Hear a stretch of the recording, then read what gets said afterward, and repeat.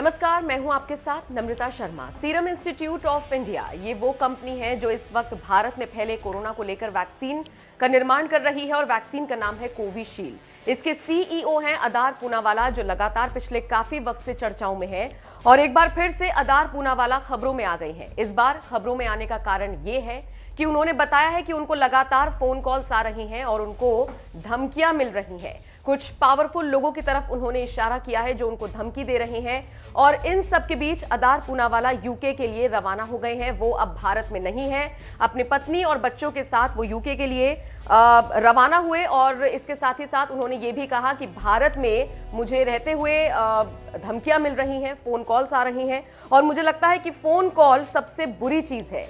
आपने किसी को भी फोन कर दिया और उसके बाद आपने धमकी दे दी, ना आपका परिचय कोई जानता है, ना आपको पकड़ सकते हैं। इस तरह से पूनावाला ने बयान दिया है और साथ ही साथ चिंता भी जताई है कि उनकी जान को खतरा है। वैसे आपको बता दें, हाल ही में उनको वाई कैटेगरी की सुरक्षा दी गई थी जिसमें 11 कमांडोज शामिल थे, लेकिन बावजूद इसके जो फोन कॉल्स हैं उनका सिलसिला लगातार जारी रहा और इसी से परेशान होकर अदार पूनावाला विदेश चले गए हैं। पूनावाला ने कहा है कि कॉल करने वालों में भारतीय राज्यों के मुख्यमंत्री, व्यापार मंडल के प्रमुख और कई प्रभावशाली हस्तियां शामिल हैं। ये लोग फोन पर कोविशील्ड वैक्सीन की तत्काल आपूर्ति की मांग करते हैं।